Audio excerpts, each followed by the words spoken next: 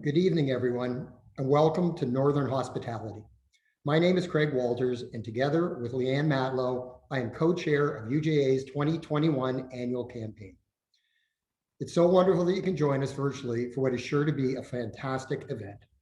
This virtual event is a replacement for Southern Hospitality, the event that usually takes place in Florida at this time each year. While the pandemic has taken away our ability to be together and enjoy the warmth that we would like to feel during winter, we felt that a themed event reminding us of Florida and what it's like there would be welcomed by everyone. Based on the attendance tonight for this event, everyone must be looking to get a taste of Florida in any way that they can. We're so happy that we could provide you with this opportunity to feel like you are there and learn a bit about the history of South Beach. I've even put on my white linen shirt as if I was there. Leanne and I are starting our campaign year in a very different way than our predecessors, in that we are still in the midst of a pandemic, but looking at how our community can emerge more resilient than before. Last year's emergency campaign for community resilience came in light of the unexpected crisis with the COVID-19 pandemic. UJA immediately sprang into action and focused the campaign on increasing the resources for our Jewish social services agencies and ensuring families could still access Jewish experiences for their kids, despite financial circumstances. As most of you know, UJA reached its target of $85 million to accomplish these two objectives, a huge achievement. This is due to the tremendous generosity of our donors and volunteers. Thank you to everyone who gave their time and money. The success of the campaign is unprecedented. This means that we have big shoes to fill for the 2021 campaign. And while we will remain focused on UJA's essential work, it's important to now start thinking more long-term. At this time, UJA and its board are creating their new 3-year strategic plan. It's still in development, but it contains a focus on change for the betterment of Toronto's Jewish community. This means making sure affordability is not a barrier to core Jewish and Israel identity building experiences, introducing a more easily accessible approach to our agencies when caring for the Jewish vulnerable, focusing on grassroots activism when fighting anti-Semitism and community security, and implementing a robust, dynamic, and community-wide volunteer network. These 4 elements will make our community incredibly empowered as we continue to build on the success of last year's campaign and set up future generations for even more community achievements. I would now like to turn things over to my co-chair, Leanne Matlow. Thank you, Craig. I'm thrilled to be the co-chair of UJA's 2021 annual campaign alongside you. I've been volunteering with UJA for quite some time now, but this year is a wonderful opportunity to connect with the community and give back in some new ways. As Craig mentioned, last year's campaign was a huge success financially, yes, but on a human level as well. We can never forget that behind every dollar, there is a person being helped. The success of the 2020 annual campaign could not have been achieved without the hundreds of dedicated UJA canvassers who collectively raised over $27 million from more than 3,800 donors towards that total. To all those canvassers who are here tonight, we want to say a very big thank you. Your support and dedication are making a huge difference. As well, we want to invite all of you to join this year's canvassing team. We would love to work with you. For information, or if you have any questions, or of course to sign up, please reach out to us. Our community came together beautifully in the past year. People recognized the needs immediately and jumped right in to help, whether it was by a donation, volunteering their time, or making a few phone calls to check on other community members.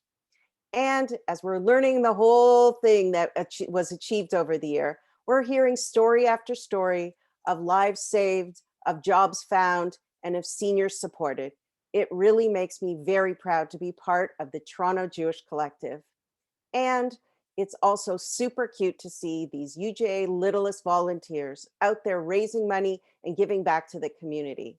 It should give us all confidence that we are setting up future generations to continue this important work. We should all be incredibly proud of the community that we are part of. And I would like to say thank you right now to this evening's sponsor, Ernst & Young, who we're so appreciative of for your commitment to UJA and our work. We are also grateful to this vast list of all of UJA's corporate sponsors. Thank you for standing by our community during these challenging times. Thank you, Leanne. Good evening. I'm Dara Solomon, the Executive Director of the Ontario Jewish Archives and Blakenstein Family Heritage Center and the Neuberger Holocaust Education Center, both part of UJA Federation of Greater Toronto. I'm thrilled to be hosting UJA's Northern Hospitality program. And on this winter evening, I, like many of you, wish that we were in sunnier places, but we're going to try to take you there this evening. A little bit about the OJA. I'm just going to share my screen. Hold on. Sorry. So for over 45 years, the OJA has been collecting, preserving, and sharing our community's rich history. Hold on one sec. I'm going to make full screen mode. There we go. And we are the largest repository of Jewish life in Canada. And our motto, "Our stories are your stories," is represented in the almost 250,000 photographs, films, and textual records that span the earliest days of the province to the current moment. Much of our collection is digitized, and you can view it online at ontariojewisharchives.org. In our collection are hundreds of photographs documenting Jewish resort life. In addition to the community's history, we have wonderful photos documenting this really the leisure part of our community's history. We have amazing photographs of Pontypool, an area in the Kawarthas where Jewish resorts thrived in the 20s, 30s, and 40s. It served as a refuge for the garment district workers of Spadina who needed to get out of the city's heat, but were unwanted in Toronto's city beaches. And of course, early cottage life up in Jackson's Point. This is an early photo from 1925 of a family up at their cottage. You'll also find fabulous resort photos in the collection of the Island Yacht Club, which was founded in 1951 by a small group of Jewish sailing enthusiasts at a time when Jewish applicants were denied access to the other sailing clubs in the city. The club, which is called a cottage in the city, was located in a beautiful cove in the Toronto Islands and continues to operate today with boating, tennis, socializing, and dining. And then, of course, in our collection are lots of material from Florida, because as we know, it's a very, very popular destination for our snowbirds. And I have photos of my family. My grandfather and grandmother lived in Northern Ontario, but when they were seeking warmth in the winter, they went to Florida and following all their Lensman to turn that deep brown bronze color that was so popular in those years. We also have amazing photographs of these formal dinners and women dressed in their finest summer fashions alongside men in their tan suits, tropical cocktails, glamorous hotel lounges, surf and turf meals, big name entertainments like Liberace, Sinatra. Miami during those early years was where you splurged, where you might have done well at the track that day. And in these photos, you see a real sense of pride in these families going to sunnier shores for vacation. As Miami began to deteriorate, which we're going to get to in a few moments, snowbirds headed north up the coast to Fort Lauderdale, Boca Raton, Delray Beach, West Palm, and I know many of you watching this evening are missing those places this year. Next year, may we all meet again in the Sunshine State. You can learn more about our collection at the Ontario Jewish Archives by visiting our website, and I hope you will consider reaching out to the OJA so we can preserve and share your family's history. Now we're going to be joined by filmmaker Kareem Tatch, the filmmaker of The Last Resort, the subject of our conversation tonight. Kareem is an award-winning documentary filmmaker and an arts advocate who strongly believes in the power of arts, particularly film, to enrich the lives and revitalize communities. His films have been included in several prestigious festivals. His 2018 film, The Last Resort, premiered at the Miami Jewish Film Festival, where it won audience favorite documentary, and it went on to play countless festivals and was acquired by Netflix, where you can all view it. Kareem, I hope you will join me now. Hi there. Hi, Kareem. Thank you so much for joining us from sunny Florida. Welcome. Thank you so much. I don't see myself. Can you see me? I can see you. Okay, Yes. good. Yeah. You guys should have to see my face. I shouldn't have to see my face. So Okay. that works out. So now we're going to just play the trailer for the film to give everybody a short taste, and then we'll dive into our conversation.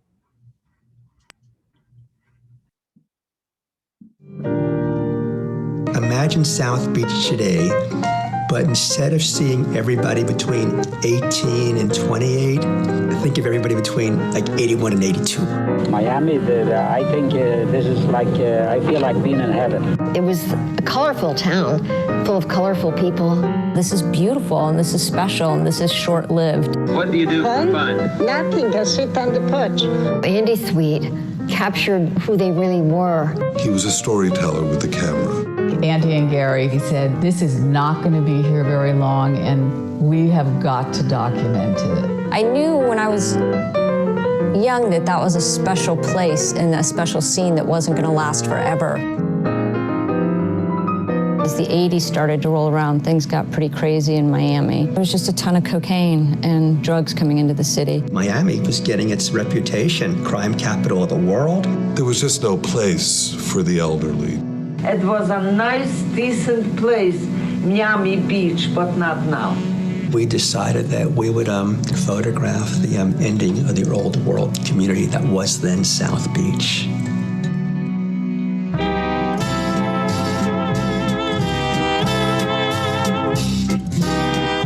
Thank goodness someone captured it, and captured it, I mean, so exquisitely and beautiful.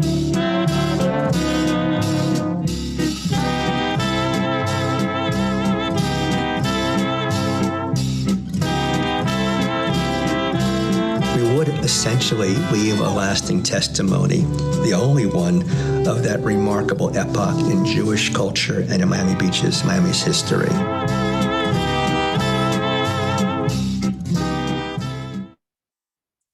Great. Wow. What an amazing film.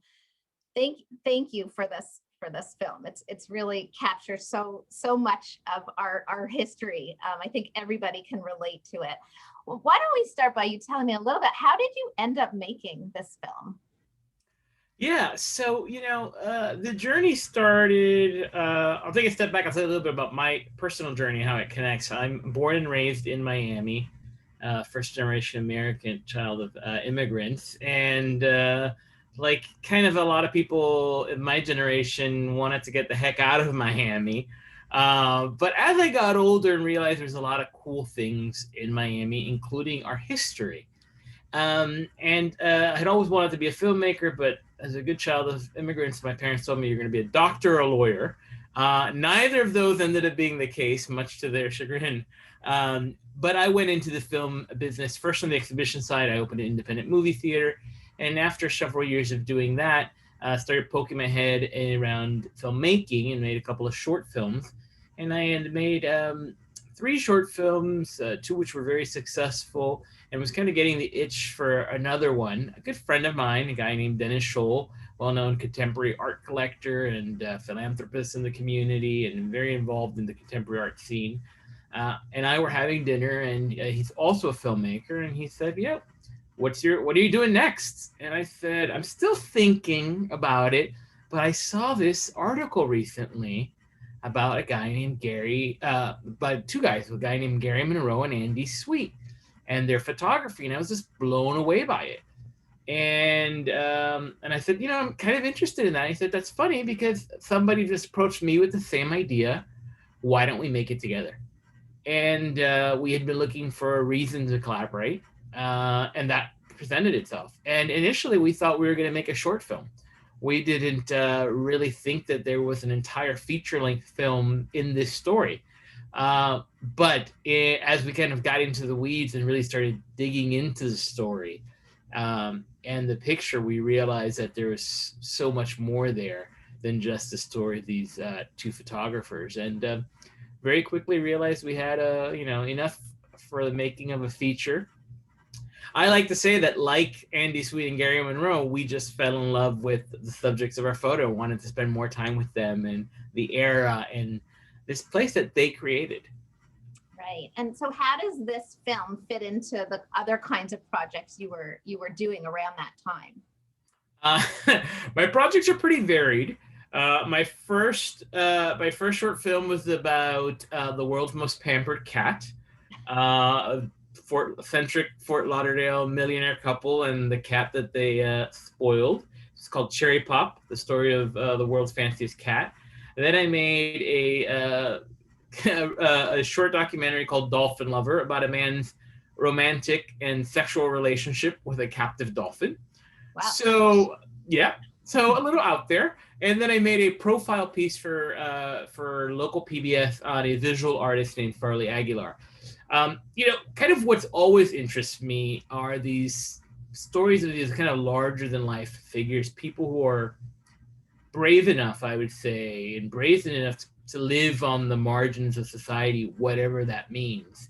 And so it very kind of, I think this was kind of a natural next step because one, Andy and Gary, who were in their 20s when they were photographing the community, were really kind of looked by their contemporaries as a bunch of weirdos, like, why are these two young guys with their lives ahead of them spending their time among all of these elderly folks? And the elderly community at the same time was also marginalized. As we talk about in the film, there's politicians who, would say disparaging things about the community in South Beach in that era. They were ignored in such a large way. So they were outsiders themselves. So for me, it was actually a natural progression of my work to want to tackle this. And I love photography, and the photography you saw a little bit, and we'll see a little later in the conversation. The photography is just breathtaking. So it really kind of connected with these kind of larger than life stories and figures that I like spending time with. Right. So speaking of that community, I actually read that in the 70s, about 80% of the population in South Beach was Jewish, which is just sort of staggering. And that by 1980, the greater Miami Jewish population reached its all-time peak of 230,000. So next, we're going to play a clip from the film, a little bit that shows you about that demographic. If you want to know what it's like, imagine South Beach today, but instead of seeing everybody between 18 and 28, think of everybody between like 81 and 82. It's inverse. And that's what it's like. I mean, it's hard for young people that are there to close their eyes and imagine that for every young person is a super old person. It was really the feeling of growing up in a retirement kind of village. Take us back there and sort of first maybe describe Miami's heyday and how this Jewish shtetl sort of evolved and became what it was in South Beach.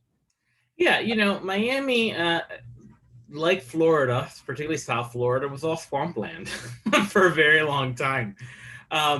We talk a little bit about it in the film, kind of the history of the migration of the Jewish community.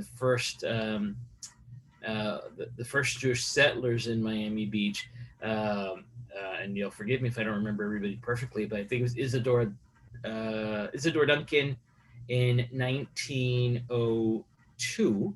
But so there's very kind of from the very early days, there were a small group of Jewish settlers who came to Miami Beach, which are two different places. As those of you who spend a lot of time in South Florida will know, Miami Beach is a barrier island. It's on the coast of Miami, and Miami is it's a city in a different place connected by bridges.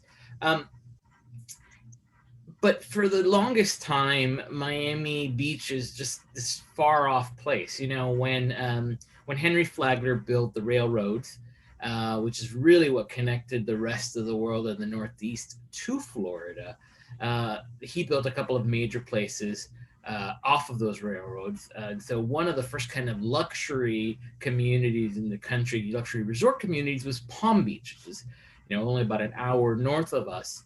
And eventually getting down to Miami Beach and into the Florida Keys with the railroad. But Miami Beach really didn't experience its huge growth in general or with Jewish community until World War II. During the Second World War, Miami Beach became a training ground for the Army. They commandeered a lot of these hotels that had been built in the 30s as kind of part of the first kind of real estate boom. Real estate is connected to the history of Miami forever. That first boom happened in the 30s. There's a major hurricane in 1926, and then shortly after there's a real estate boom, and that was when a lot of the Art Deco hotels were being built. Second World War comes on. The Army commandeers a lot of those hotels as barracks. A huge amount of people from all around the country come and train on Miami Beach, including the actor Clark Gable. And a lot of these people come and see that Miami Beach is a beautiful place. There's warm weather all year round. There's palm trees. You can go in the ocean in December. Not to brag. Everybody asked me this before we came on. It's 75 degrees today in Miami.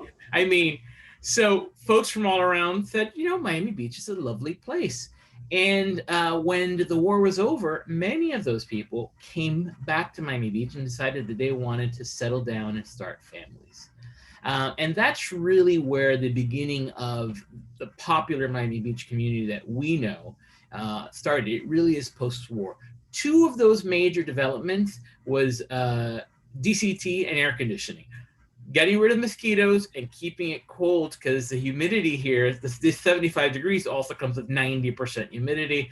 Right. Those of you who've spent time in South Florida know what that's like. And part of that was a Jewish community that came post-war. And of course, like in so many places, unfortunately, there was massive anti-Semitism and discrimination. Jews in South Florida experienced it, and in Miami Beach experienced it greatly. A lot of hotels that were, you know, had signs like, you know, genteel clientele, or much more aggressively, no Jews allowed. Yeah, we had those up here in Toronto too at that time. Yeah. Yeah. And part of the real estate, Jews were not allowed to own real estate in large swaths of Miami Beach. There's three kind of major developers, the Loomis brothers and Collins. And so for a long time, Jews could only live south of Fifth Street. And then I want to say it was in 1947 when the kind of first anti-Semitism law was passed, which changed that. And then the Jewish population grew significantly into South Beach and Miami Beach. That's kind of the early history. Yeah. It changes quite a bit over time. A lot of these folks, as they get older, move on to other places. A very robust Jewish community is coming up at this time. But by the time the 60s come along, people have either children and have grown up and have moved away. Families settle, and Miami Beach starts becoming a vacation destination for people from the Northeast primarily, who rent a hotel room for a couple of weeks. This is the swinging 60s. It's the era of Sinatra, of Liberace, of Sammy Davis Jr.'s. One of the pictures that you showed in your slide was at the Saxony Hotel, yes, which was the last Jewish hotel that remained open in Miami Beach. It actually only closed 12 or 15 years ago. It is now a very luxury property called the Faina. But I actually was in that hotel right before it closed and saw the bones, and it was amazing. And they served kosher menus, and they did, you know, Passover meals. And I'm almost certain it was the last of the hotels that kind of did that in Miami Beach. But that era, people were coming, and those folks would go back in the Northeast. And eventually, what they realized that that they could retire in South Florida. Many were coming for a few months of the year, renting these hotel rooms by the week or by the month, and spending their time there. And others relocated permanently to live in South Beach.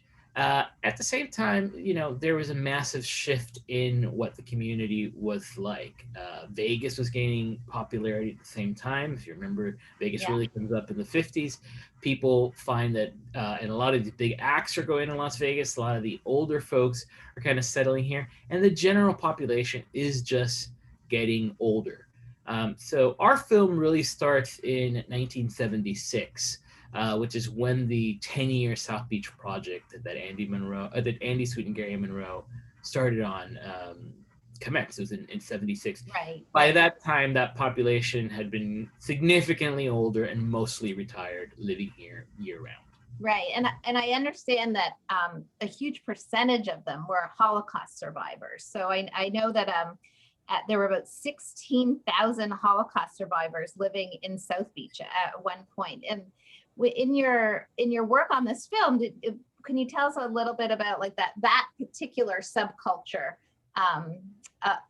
of the South Beach scene? Yeah, I mean, it was actually something that was particularly fascinating to me. The interesting thing was that not many folks could talk about it because including Gary Monroe, because what happened, what they shared with us is that most of the survivors didn't want to talk about it. Right. It was, we're talking just 30 years after the war. Right. When it's, 30 to 40 years after the war.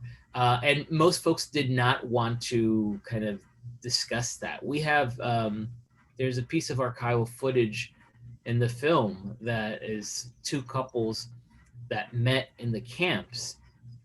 And it's maybe a 40-second clip. And, they say Hitler was our matchmaker, kind of jovially. That's actually one of the only references from anyone of the era that we actually found.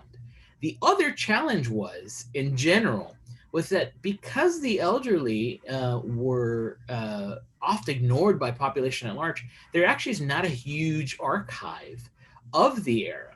I always joke that I think I've seen it all because we really went looking for it in the film. And but absolutely, there was a significant 16,000 plus population of survivors. Folks remark very often of seeing folks with tattoos on their arm. And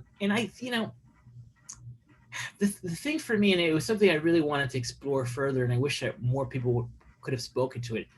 The thing for me is that, these are people who experience unthinkable, unimaginable pain and suffering in their life. And the fact that they were able to find solace in a community of like-minded people who shared a common culture, a common faith, often a common language. Yiddish was, the lingua franca, and that they were able to do it by the seaside and enjoy life. It seemed to me a very kind of poetic end. If ever there was a generation, if ever there's someone who deserved that, it's these brave survivors, and it's understandable why they wouldn't want to spend a lot of time discussing.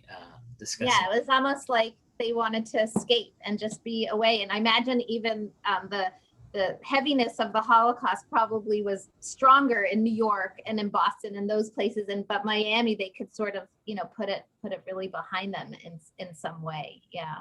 I think we're going to play another clip now that will help really set the stage for the photography that's featured. The photography, of course, of Andy Sweet and Gary Monroe. So let's play the next clip, please.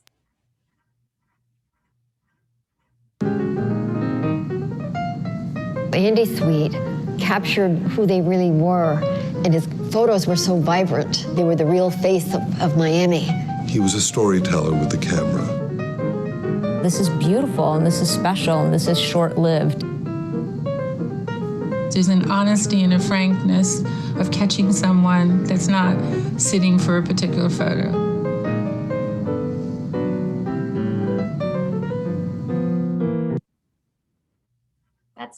That's great. Why don't we start with Andy Sweet and sort of set us up on like how about the sort of mystery around his collection, about his life, and then we can talk about his photography style. Yeah, absolutely. So, you know, our film is about this community, but it's also about these two photographers, Andy Sweet and Gary Monroe. And I don't want to give all the details away because you'll watch it in the film, but Andy and Gary were contemporaries who grew up in Miami Beach. And you see some of Andy's photography. They went away to college, first to Tampa, where they became friends, and then to UC Boulder. And they jointly decided that they wanted to come back to Miami Beach to photograph the old world jewelry that was still so vibrant, but had started to change, right? A natural attrition was starting to happen. So they came back and they developed what's going to be a 10-year project that started in 1976. Andy Sweet shooting in this kind of beautiful saturated color, and Gary Monroe in much more traditional black and white. A couple of things to keep in mind. First is that, and this is one of my favorite photographs, by the way. I love that they're wearing matching bathing suits. It's amazing. Matching bathing suits, and one of the things you see a lot is the balm around the lips. Yeah, the zinc. Yeah. Zinc to prevent burning. So one of the things to keep in mind about Andy's work is that in the 1970s is that color photography is relatively new at this period in art photography. It's being used really kind of quite often in snapshots of the era, although black and white is still very prevalent. But as far as color in what we consider serious art photography, it was still relatively new at this era. Right. In this era. So he was very kind of groundbreaking in that sense. And in others, you know, there was from the art community, there's a little bit of a pushback. And he worked as Gary Monroe shares in the film. Andy's style was much more laid back, much more laissez-faire. He lived with a camera around his neck, but he also seemed to be really enjoying life and engaging with the subjects. And I think one of the great things about his work in particular is that he really manages to kind of capture the joyfulness of the community. You know, you see his pictures and they put a smile on your face. Not just, I don't think just because of the memories, but I think because he had an eye that gravitated towards the happy moments, the celebratory. Yeah, absolutely. Aspects. You feel it. You really feel it. Don't you? I mean, you know, so many years later, and you look at these and you're like, what a wonderful quality of life these folks are having. And they lived and worked in the community, right? They grew up here and they lived and worked.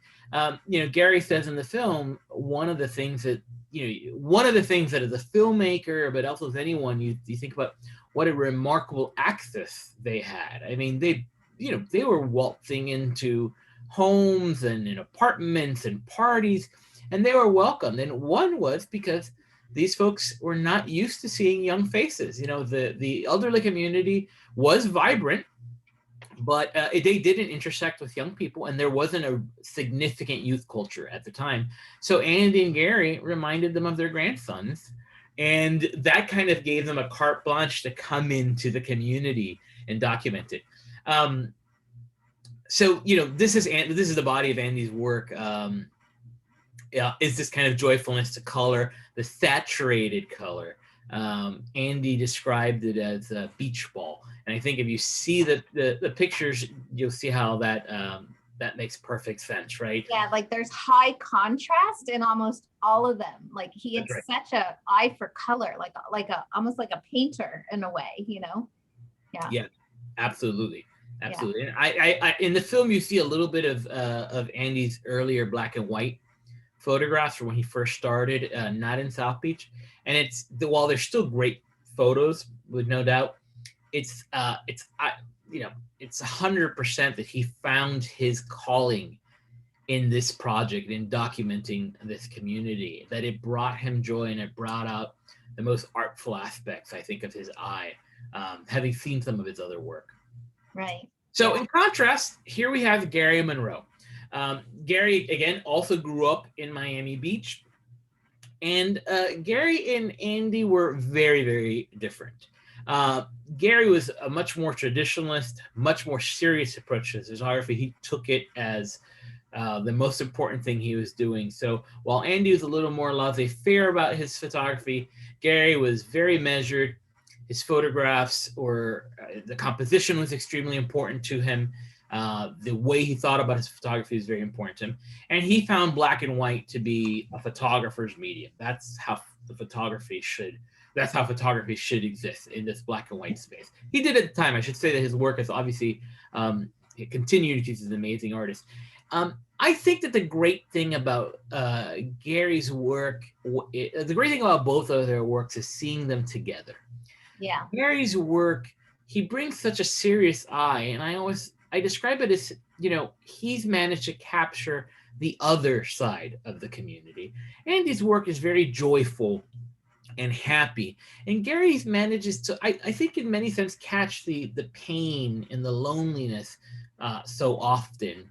And I think it's a combination between his own eye and the starkness of black and white, that it brings such a complementary aspect to his work when viewing it with Andy's. I think that Andy's work is stronger in the context of Gary's work, and I think Gary's work is stronger in the context of Andy's. Right, and what you did so beautifully in the film is like put them in dialogue with one another. Yeah, I think that's one of the really wonderful threads in the film. Yeah. Thank you. Yeah, it was, I mean, for us, it was, again, we fell in love with these photographs. We fell in love with these photographers. Andy and Gary were great guys. I mean, but what we fell in love with was the community, just like they did. Right, right. And can you tell us a little bit about sort of the pairing in the story of like the demise of this community, with the transition of the neighborhoods, and then also like Andy's own personal demise, I guess. Yeah, I mean, it's not going to be any surprise to anyone who spent any time in Miami. Miami Beach and Miami in the late 70s into the early 80s went through ginormous shifts, population shifts, crime shifts. It was a very, very difficult time. A couple of those things were, one was the Mariel boat lift, which brought, over 100,000 Cubans seeking freedom from the oppression of Castro's regime. But, we also have to recognize that Castro also had a last laugh, and at the same time, he emptied his prisons and his sanitariums, and that population came as part. Someone in the film says 95% of the people who came here were honest, hardworking Cubans who were looking for freedom on the shores of a new land. But there was a criminal element. At the same time, kind of apart from that, this is the start of the massive drug wave that took over the United States. So you had the cocaine wars that were starting in the early 80s. And Miami was a massive port of entry and a massive port of consumption, I should say, for these drugs. And in 1980, in this same year, you had the McDuffie riots, were huge race riots where 4 white policemen killed an African-American insurance salesman. And this set off riots that lasted for weeks in Miami, in Liberty City. So this kind of combined energy. All those three massive things happened in 1 year, 1980. Wow. And they, the drug problem, the crime problem that kind of resulted, all that continued from there. At the same time, you had natural attrition. The folks were elderly, they were passing away. Their children were not interested in this kind of lifestyle. In many cases, we've talked to folks who said they weren't also identifying with their Jewish roots in the same way. They were almost going off and trying to discover themselves, and not coming and replacing the people who were passing away. this population also was enduring a shifting landscape of the city. You know, when was once the dominant language aside from English was Yiddish, it started becoming Spanish. And then you had the Haitian migration, and then it was Creole. And so the community was changing greatly. And by 1986, the population of Jewish retirees had dwindled down significantly. Many folks saw this and slowly started heading north. And so, you know, today, when you think of kind of these retiree communities, or these kind of maybe the largest and more vibrant Jewish communities, they're no longer located in Miami, although we have one, and it's a hugely important and influential part and appreciated part of our community. But the majority of these folks are in Lauderdale, but more Delray, Boca, Palm Beach, Tamarack, all of these kind of northern parts of South Florida into northern Broward and Palm Beach County. So much happened at the same time. It also was a rebirth of Miami in a different way, and the Art Deco revival movement, and the gay community that came in and really thrived. It was a massive shift in such a short period of time. Yeah, I guess there was like an opening kind of for new groups to come in as the population dwindled and others moved north. Yeah. I'm curious how you were able to like tie in all these different threads in the film, and I'm curious a little bit about your filmmaking process and how, you know, it was the discovery of these photographs that put you on this journey, and then learning about the community and then the history and then Andy's story. So maybe you can talk a little bit about that. Yeah, you know, again, the photographs was what we fell in love with for all the obvious reasons. But we realized that in telling the story of, in sharing the photographs, we had to kind of contextualize them, right? What made them so appealing, but also what made them so important. Because I think of them not just as works of art, I think of them as historical artifacts that represent a community and a legacy, one that changed so drastically. And so the connection to Andy was actually very, very clear. Unfortunately, Andy was a victim of these changes in the community. Andy was murdered in October of 1982 at the age of 28 in what we suspect was a drug-related crime. He succumbed in large part, we suspect, to the massive drug problem that, you know, was everywhere in South Florida, everywhere in Miami. And so he was, just like the city was changing, he changed. And just like those changes took away one of such a large part of the elderly community, it took away part of its artists. So, you know, we felt that we couldn't share the history of this community and the history of and the significance of these photographs without explaining the history of the place, because they are all interconnected. Absolutely, yeah. So that was a hard thing to weave back and forth, because, you know, the journey as a filmmaker is, are you veering too far off into history? Or the history of the city? How have you veered too far away from the history of the elderly Jewish community? Are we going too much into the weeds on Andy? The fact that they're all interconnected and that there's so much that happens in a short period of time made it difficult and a challenge. You know, I'm really happy with the way we did it. I wish we had more of an opportunity to spend time and kind of contextualizing what happened after that era, because for those of you who continue visiting, you know that Miami is a very, very different place than the 70s and early 80s that we document in the film. But it was a difficult part. It was a difficult challenge as a filmmaker that Dennis and I were up against. Yeah, I'm curious about some of the characters that you met along the way, whether the historian talking head types or any of those like old timers that maybe were still there that you know, that informed the film. You know, it was actually very difficult because most of them had already passed. You know, these folks were in their 80s in the late 80s. Right. So they would have, we would have been making a movie about the world's oldest retiree Right, instead if we had gotten any of them. In our background research, we did get to speak with a lot of people who would come in winter with their grandparents for a week or two, or with their parents in some cases, and we're able to kind of share their experience of Miami Beach. And that was particularly joyful, but there's such, so many amazing stories. One, Susan Gladstone, who is the executive director of the Jewish Museum of South Florida at FIU, and who's in the film, shared her personal experience as a social worker working in South Beach with the community.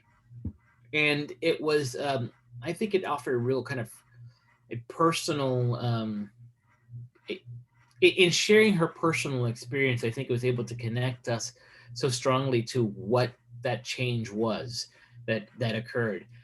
We haven't had a screening where at least, I don't know, a third of the audience, raised their hands and said, my Booby and Zadie spent part of the year in South Beach. Everyone's did, it seems like. Yes. Or they were in the film. We hear that a lot. My Booby was in the film. It's her. I know it. And I always joke that they were in the film. Even if they weren't in the film, they were in the film. Right. Right. It's kind of that's kind of the most joyful thing for us about telling this story, is that I think it's brought back a lot of memories for people of an era that, sadly no longer exists, but through these photographs and through our film, I hope we're able to kind of honor that legacy of that community. Another person who's phenomenal, and I think we interviewed her for 3 hours and could have gone for another 10, is Edna Buchanan, the columnist who's in the film. Edna was a Pulitzer Prize-winning columnist, crime reporter at the Miami Herald, and then became a very successful crime novelist. And some of her novels became books, and she is just a wealth of information. In fact, too much information that you started her down in one road and she ended up another. I absolutely adored hearing her stories, and she knew everyone and knew all about the community, and covered Andy, knew Andy and covered his case. Wow, fascinating. And what about like the reception of the film? I'm sure, as you've said, everybody has this connection, and it did the whole like film festival circuit. So did you travel like all over US? Did you come to Canada? I'm just curious about the reception in all these cities where there's such huge Jewish communities. And yeah, it did really, really well. It did play a number of film festivals, including the Toronto Jewish Film Festival. Unfortunately, I did not go.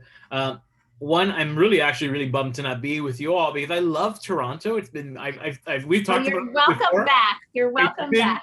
I'm looking for an excuse to go. So as soon as things get safe, expect the visit. Yeah. So next time in person with you all. But no, the film did really, really well, and it was well received, and everybody had a connection to it. It played in, it had a theatrical release, which for, this is a small independent documentary. We didn't expect. It played in New York for a month.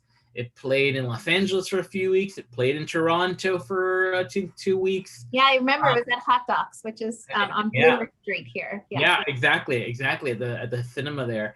And then it played in South Florida for 18 weeks. And so we did get to travel. We were in New York for the opening weekend, and we were in LA for opening, and we did travel to almost every theater that showed it in South Florida. And we connected with audiences via Zoom before that was the norm.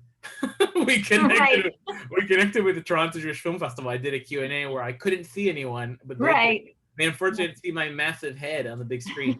The best part of that was how folks just remembered. I think, it brought back memories of their families. It brought back memories of their boobies and their zadies, of this time and this place that, remarkably played such a huge role in so many people's lives.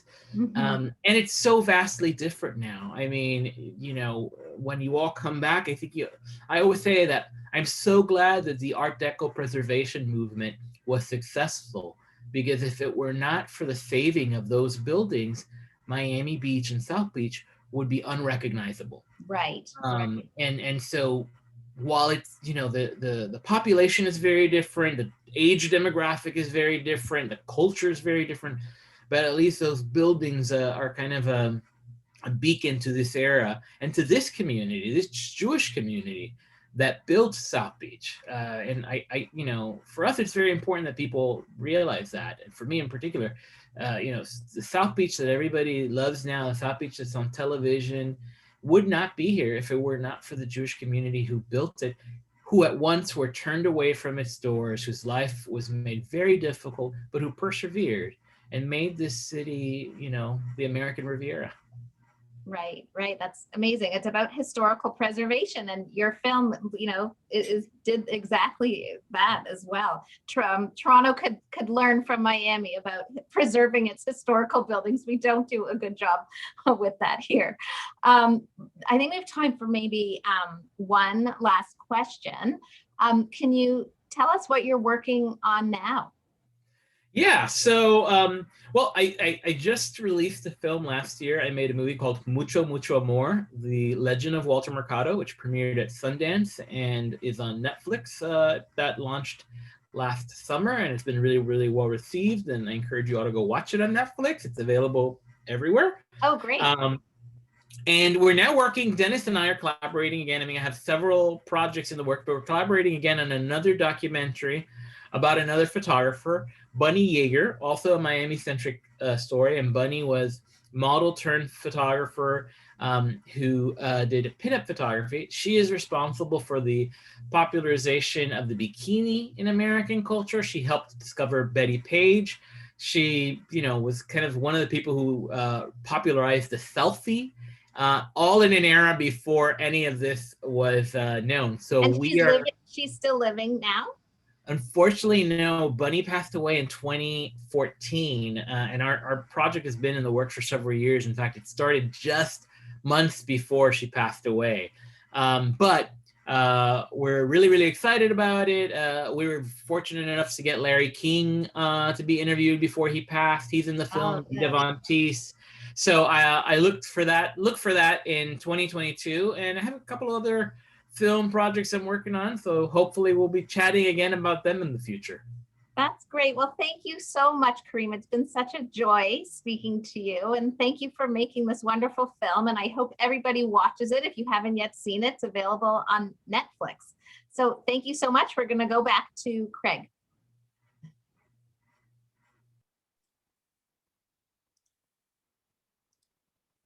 Thank you, Dara. Thank you, Kareem. That was fantastic. I really enjoyed the insight that Kareem gave us into the movie. I'd like to thank you for joining us tonight for this incredible evening and for what I'm sure was an interesting history lesson on the transformation of South Beach from what it was to what it is today. Keep your eyes open for more amazing programs we have lined up for 2021. And thank you all again for tonight's sponsors for the event, and everybody have a good evening. Thanks very much.